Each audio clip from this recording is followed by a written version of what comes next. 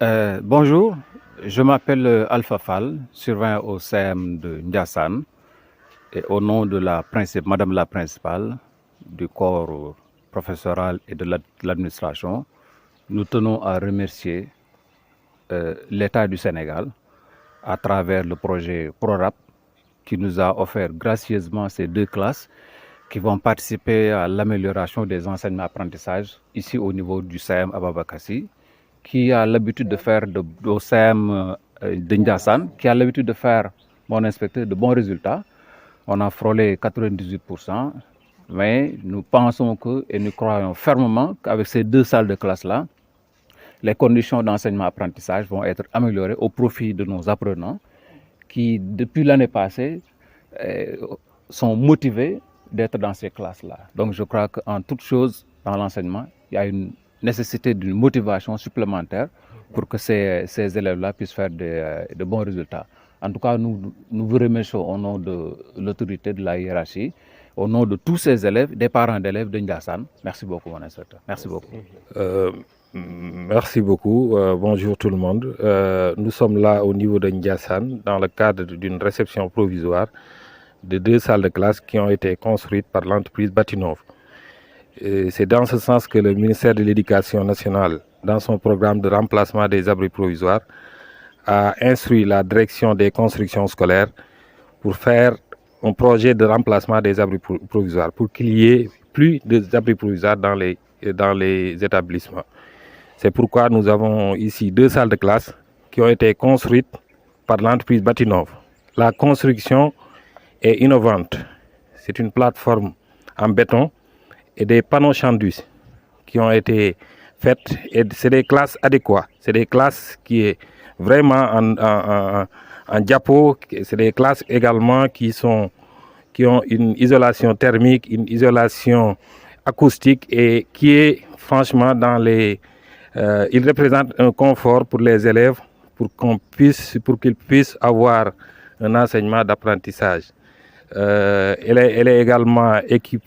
sont également équipées de 28, chacune des classes, 28 tables bancs et des tableaux et une électrification et tout ça, tous les conforts qui sont modernes, ils ont été faits dans les salles de classe. C'est pourquoi nous tenons vraiment les féliciter l'État du Sénégal et la direction des constructions scolaires et également encourager et instruire les chefs d'établissement pour qu'ils puissent assurer l'entretien. Parce que c'est bien de construire, mais c'est mieux de faire l'entretien. Surtout la maintenance légère. Si vous voyez quelque chose qui est gâté, et de le réparer dans les meilleurs délais sans attendre l'État et tout ça. Parce que l'État a fait un gros investissement ici. Donc il faut sauvegarder ça et pérenniser pour qu'il y ait plus de réalisations dans le département. Merci beaucoup. Je voudrais d'abord saluer Madame le principal et l'ensemble de ses collaborateurs, l'équipe pédagogique, le personnel administratif de l'établissement, les élèves, les parents d'élèves, ce qu'on appelle les employés subalternes. Je me réjouis d'être ici présent à l'occasion de la réception provisoire de deux salles de classe construites dans le cadre du PRORAP, financé par l'État du Sénégal et ses partenaires techniques et financiers, exécuté ici par l'entreprise Batinov. C'est le lieu, au nom de l'inspecteur de l'éducation et de la formation de Tivaouane Issa Ndior, de remercier l'État du Sénégal dans la mise en œuvre de ce programme, mais également féliciter les entreprises pour la bonne exécution de ces travaux. Monsieur Nian, qui est le CTD, est revenu sur les aspects techniques. Donc nous voyons que c'est des bâtiments modernes, adaptés et puis bioclimatiques qui offrent véritablement de bonnes conditions d'enseignement-apprentissage. Donc cela va contribuer nécessairement à l'amélioration de la qualité des enseignements-apprentissages. Donc véritablement, nous souhaitons un bon usage à tout le monde. Merci beaucoup. Bonjour, je me nomme Fat Kunta, élève en classe de 3e. Je remercie ceux qui ont créé cette classe, ces classes plutôt, parce que c'est vraiment gentil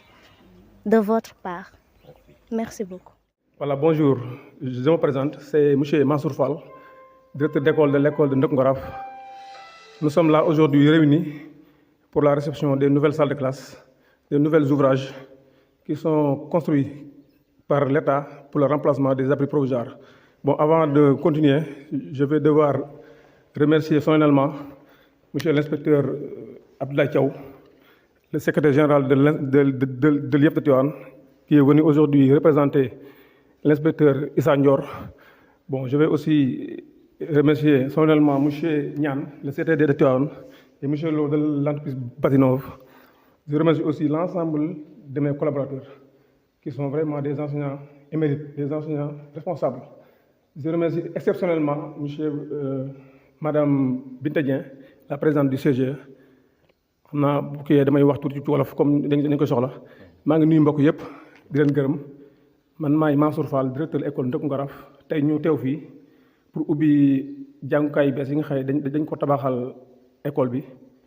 pour ñu remplacer abri provisoire yi parce que xam na ni année yëpp abri provisoire dafa nekkan un problème un défi boo xam ni vraiment il fallait ñu jóg ci état bi nag def ci lu kawe. Donc may wax d'abord ci turu inspecteur nga xam ne ko représenté tey mooy inspecteur Abdoulaye Diaw, secrétaire général de l'IEF ñaan CTD de Tivaouane et monsieur Lo di remercier mbokk yëpp di remercier aussi samay collaborateurs di nuyu le CGE di kontaan loolu nag di wax ni lii bokk na ci li nga xam ne dina ñongal njàngale bi enseignement de qualité bi ñu bëgg lii intrant la ji yaakaar naa ak lii bon dootuñu jooy ay locaux dootuñu jooy ay table banc waaw donc di kontaan bu baax a baax di remercier ñëpp jërë ngeen jëf. salaamaaleykum maa ngi nuyu ñëpp di sant yàlla bu baax nag. am kontaante ak mbégte mu rëy ndax depuis keroog ba ngeen fi ñëwee ba nattal ñu ko ba léegi fierté la ci ñun ndax amoon nañ ay classes yoo xam ne normalul mais wax dëgg yàlla fi mu ne nii danoo sant yàlla ndax am nañ classes yoo xam ne macha allah xale bu ci jàng sax normalement war ngaa mën a jéem a réussir ndax rafetaay bi ak yaatuwaay bi ndax booy jàng ci classe te xalaatoo ngelaw bu ñëw xalaatoo dara ak kontaante la xanaa di santaat yàlla di leen ñaanal yéen ñi nga xam ne yéen a ko fi indi. te yàlla may nu kartan goo xam ne sun xale dinañ ko xëy jàng see di ñaanal aussi ñi nga xam ne ñoo fii nekk di enseignant ñoom tam macha allah ñi ngi def résultat yu baax am nañ contentement trop ci ñoom te parents d'élèves yi ñoo ma yebal ñun daal suñ xol sedd na guy xanaa kontaan nañ vraiment jërëjëf. mbokk yëpp ñu fi teew di nuyu enseignants yi vraiment di leen sant parce que début bi metti woon na mais ñoom vraiment ñoo ci jàpp. lu ñu soxla lu ne ouvrier yi bi ñu fi nekk di liggéey gars yi jàpp ci lépp lu ñu soxla vraiment gars yi daal ñoo leen taxawu ba liggéey bi demee nii di sant vraiment état du Sénégal bi réaliser projet bi mooy programme remplacement abri provisoire yi ba tey ñii moo waral tey ñu ñëw fii di réceptionner 3 salles de classe yi nekk fii Ndokngoraf ak benn bureau ak benn bloc d'hygiène maa ngi gàttal wax ji après ñaan dina eggale di wax nag parents d'élèves yi enseignants yi ñu sàmm ouvrage yi ñu leen jox parce que ay ouvrage de qualité la vitres yi surtout ñu fexe comme ni ñu koy waxee sa réception bu ne APE wala CGE bi ñu fexe wut ay grilles de protection def ko ci verre yi parce que dafa xaw a sensible te xale yi moom xam ngeen yëpp xale yi dañoo xaw a waaw ñu fexe loolu daal bu kii rek di def entretien comme il faut waaw jërëjëf ñu ngi nuyu ñëpp. asalaamaaleykum wa rahmatullah maa ngi tudd Mohamed Al Amin Niane nekk CTD l'IEF Tivaouane donc maa ngi nuyu ñëpp di ziare ñëpp tey nag li ñu fi dajale. Gouvernement du Sénégal à travers son programme de remplacement des abris provisoires dafa jox sañ-sañ direction des constructions scolaires pour que ñu remplacer abri yi nga xam ne ñoo fi nekk donc loolu nag moo waral tey suñu jataay fii ci IEF Tivaouane ñu am fi ay salle de classe yoo xam ni entreprise Batinov moo ko liggéey équipé ko ñu war a ñëw pour réceptionner ko donc ñu ngi leen ciy sant bu baax également di leen ci gërëm koo gis nag bâtiment yi ku gis tabax yi ouvrage yi xam ni ce sont des ouvrages de qualité et d'innovation pratiquement liñ ko liggéeyee plateforme bi mooy fondation yi moo nekk béton mais yi ci des yëpp en montage la montage des panneaux sandwich yoo xam ni dañ koo defar ba nga xam ni am na confort dina assurer sécurité ci xale yi nga xam ni ñoo fiy jàng te it dina permettre ba xale bi dina nekk ci climat boo xam ni bu apaisé climat aussi boo xam ni dina permettre du sonn ci bruit bu jóge ci biti du sonn également ci tàngoor donc ay ouvrage la yoo xam ni wax dëgg yàlla ñi ngi koy contenté bu baax di ñaan nag ñu sàmm ko comme ni ko monsieur Lo waxee tabax baax na investir baax na état mi ngi def beaucoup de moyens beaucoup d'efforts ci lu mel nii waaye ñun ñi nga xam ne ñooy usagers yi ñun ñi nga xam ne ñoo koy sàmm nañu gën a di ko ñaxanal gën a sàmm entretien di wax ni comme niñ ko réceptionné fii am na 19 salles de classe yoo xam ne dinañ ko def noonu ci département bi ak ay bureau comme école bi am na bureau tabaxal nañ ko bureau maître boo xam ni c'est équipé ak aussi toilette yoo xam ne bloc d'hygiène boo xam ni c'est fonctionnel donc ñu ngi leen di remercier bu baax di gërëm également inspecteur di gërëm IEF mais moom di ko gërëm mi nga xam ne mooy secrétaire général u IEF di gërëm également directeur d'école ak l'ensemble des partenaires yi nga xam ne ñoo jàpp ci liggéey bi ba mu agsi fii directeur bi moom xam naa dinaa ko sant bu baax a baax parce que directeur la boo xam ni collaborateur la boo xam ni ñi gën a jàppale ci suñu liggéey ci la bokk parce que dam ñu koy yombalal dañuy informer à temps quand il y a une intervention daf ñuy yombalal lépp loo xam ni dañ koy laaj pour liggéey bi gën a dox donc ñu ngi sant ñëpp asalaamaaleykum wa rahmatullah. Tout le monde, je voudrais d'abord remercier le directeur de l'école et l'ensemble de l'équipe pédagogique, mais aussi les représentants du chef de village, Madame la présidente du CGE, Monsieur Nian, CTD de l'IEF, mais aussi Monsieur Lo qui est le représentant de l'entreprise Batinov. D'abord exprimer toute notre gratitude envers l'État du Sénégal à travers la direction des constructions scolaires et qui nous a offert ces bijoux, ces joyaux pour la communauté éducative de Ndekou. Je crois que M. Nian est revenu sur les spécifications techniques. Je crois que c'est des bâtiments innovants et nécessairement très coûteux. Donc nous invitons les enfants, les équipes pédagogiques, les parents à veiller à l'entretien, à un bon usage pour que véritablement que l'utilisation puisse être dans la durée, puisse durer et puis également que les élèves puissent en bénéficier. Et que, vous savez, ça entre dans le cadre du programme de remplacement des abris provisoires, qui est une des priorités du ministère de l'Éducation nationale, avec l'appui des partenaires techniques et financiers. Donc, nous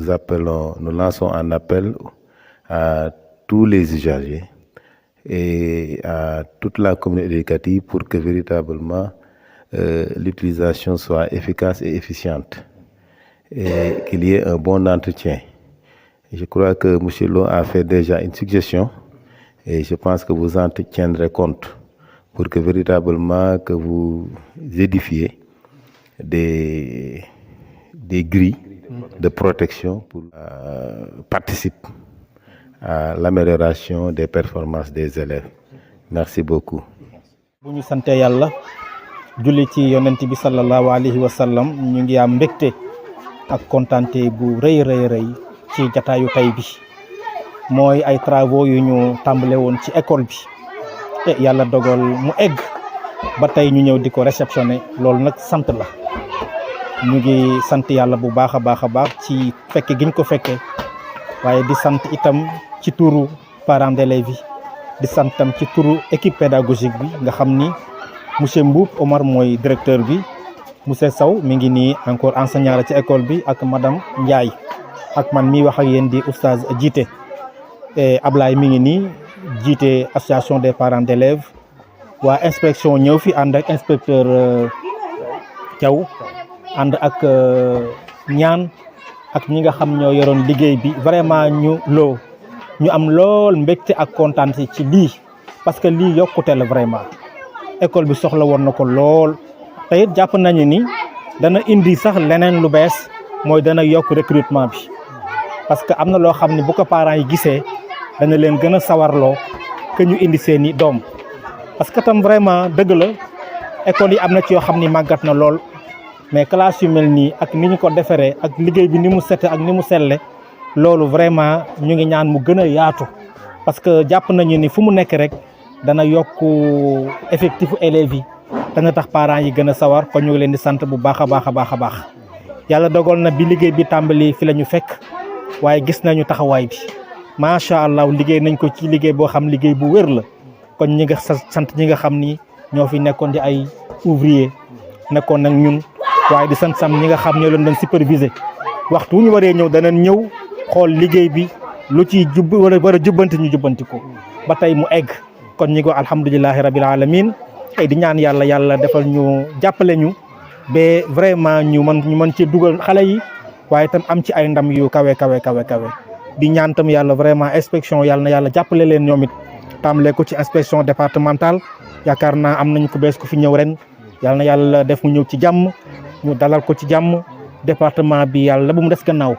communauté bi moom ak parents d'élèves yi dañ koy bàyyi sëñ Ablaye incha allah mu jàllale ko. monsieur sant bu baax a baax yàlla na yàlla yokk amiin yàlla na yàlla yokk yàlla mi nga xam ne mooy sutura am kii yàlla na sutural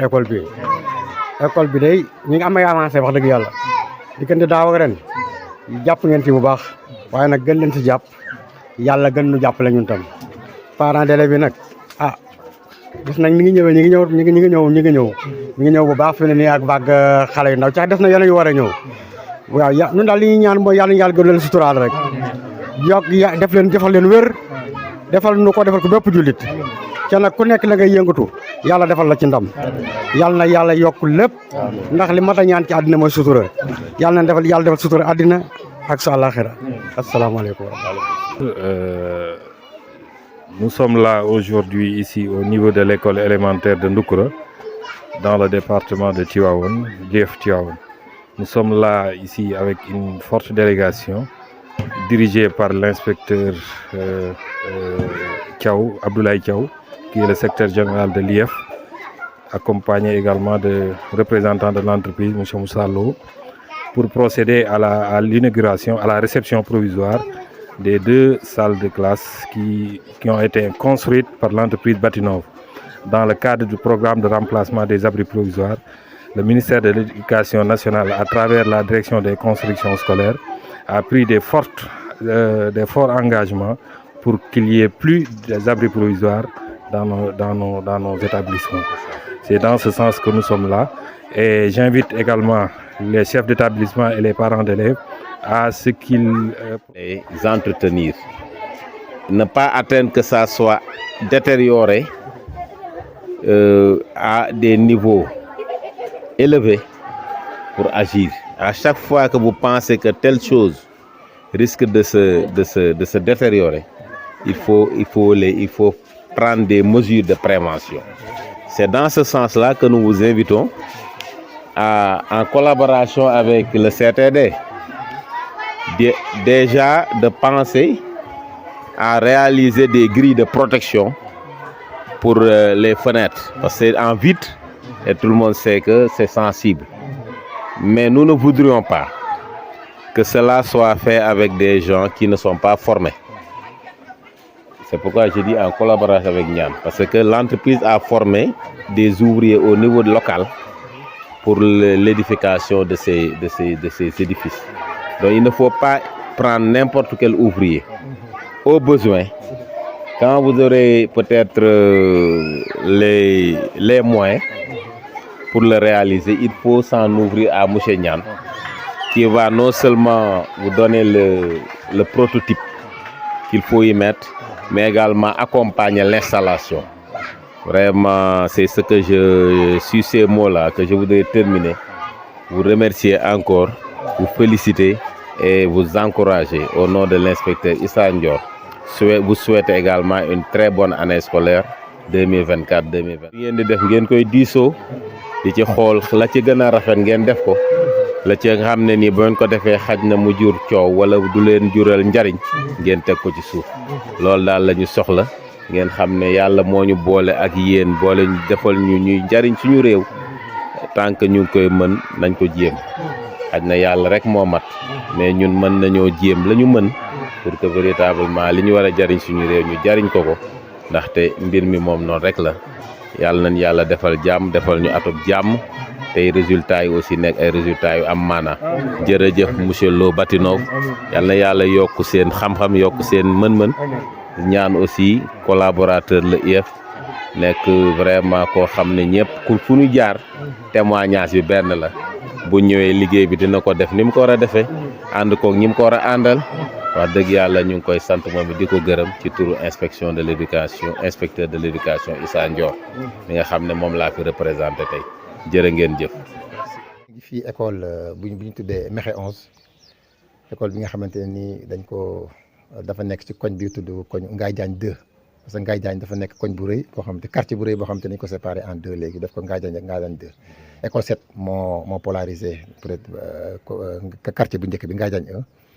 mais école 11 nag moo polarisé Ngaye Diagne 2 soo koy seetlu sax moom moo gën a rëy que Ngaye Diagne 1 donc fii le taux brut de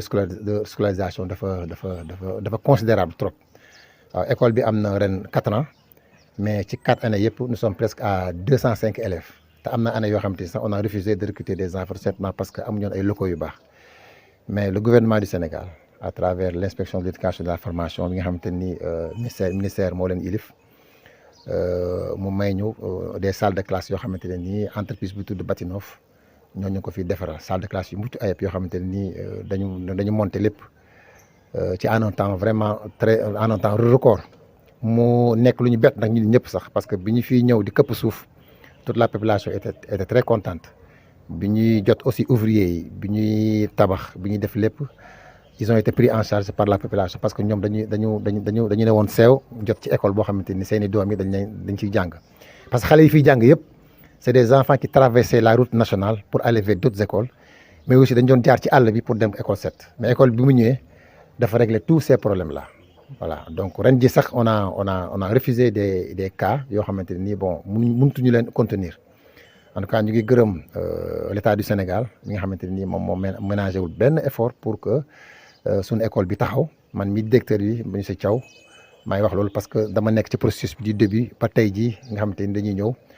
pour di en fait ñuy jagleel officiellement les salles de classe yu mucc ayib yi nga xamante ni Batinov moo ñu ko tabaxal à travers donc l'IEF de Tivaouane ñeenti classe la yoo xamante ni c'est entièrement équipé classe bu nekk am na 28 table bu baax électrifié aussi donc bërki démb rek maa ngi koy wax inspecteur Diagne ne ko amatuñu excuse pour commencer les enseignements apprentissage ñu ngi xaar donc élèves yi ñu ñëw ñu commencé jàngale si bu baax a baax parce que daaw aussi tamit mënuñu woon dugg ci classe yi parce que classe yi dafa desoon travail yi dafa desoon mais ren daal lépp yemb na ba nga xamante ne nii ñu ngi gërëm daal di sant ñëpp ñoo xamante ne nii def nañ ci seen loxo def ci seen xel def ci seen xalaat monsieur Niane je suis cette occasion pour présenter mes excuses parce que sonoon naa la trop yow ak Lo sonoon naa leen trop ak woo bi chaque jour di woote fan la affaire yi toll ba tey di daal affaire yi ñëw nii donc duñ def lu sant yàlla bu baax a baax sant aussi toutes les personnes comme ni ko waxee sànq rek yi ñu jàppale ba tey jii ñu regroupé wu tey di en fait recevoir di réceptionner ces 4 salles de classe là jërë ngeen jëf merci beaucoup. mbooloo mi ñu ngi sant vraiment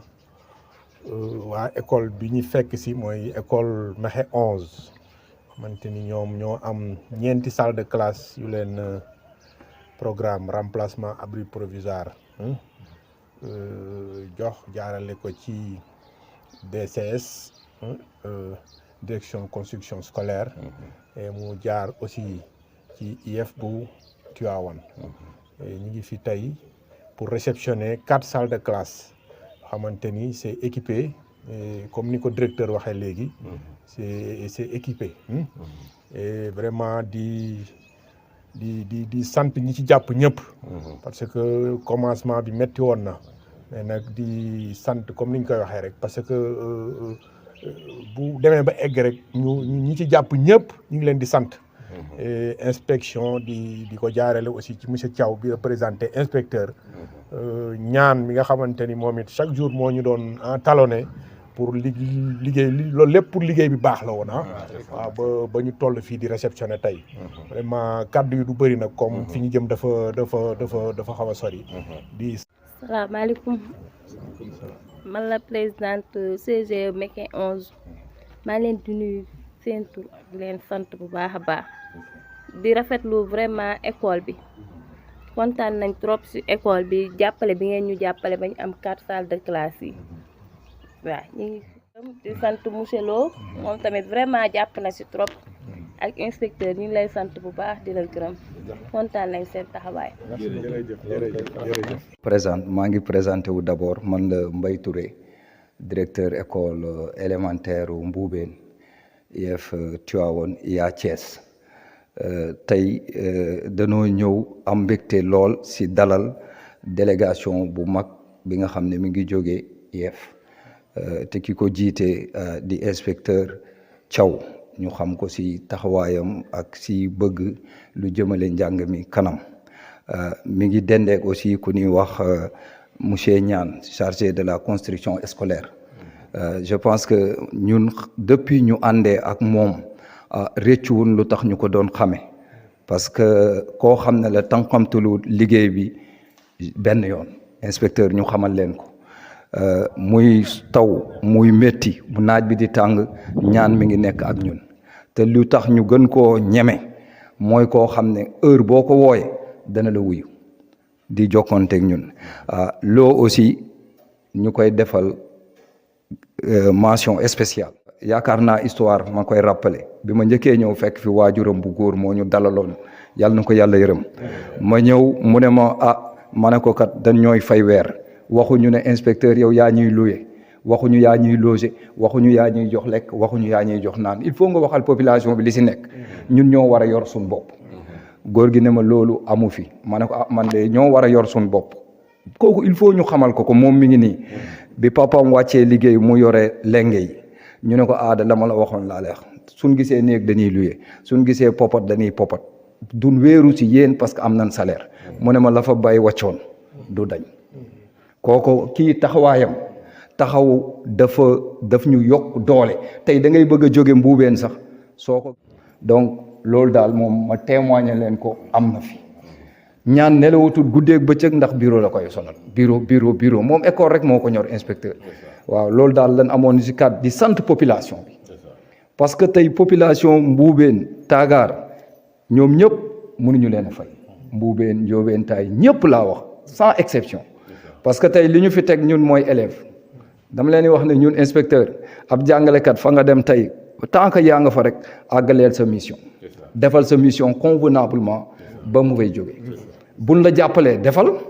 buñ la jàppalewul defal parce que c'est ton devoir mais nag danoo am ay wéerukaay soo demee nag ñu jottali loolu ne kii ak ñi mu ànd ak population bi gàcce ngaa la luy sànni. Touré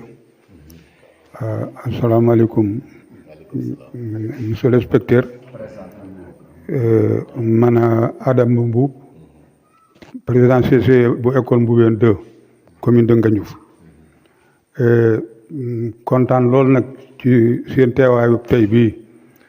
kontaan naa bu yàgg ci yéen mais tey nag rawate na ndax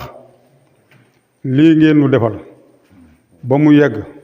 ngeen ñëw pour jox nu ko nu fas fi yéenee dugal suñuy doom bu nu fi duggee nu am xel mu dal ci ni ñoom dañu fi jàng ci condition yu baax loolu de noo ngi leen ci cant goo xam ne am na fu mu tàmbalee waaye amul fu mu yem ci turu population bi yëpp nag ci laa koy wax parents d'élèves yi ak chef de village yi ñëpp ñu ngi sant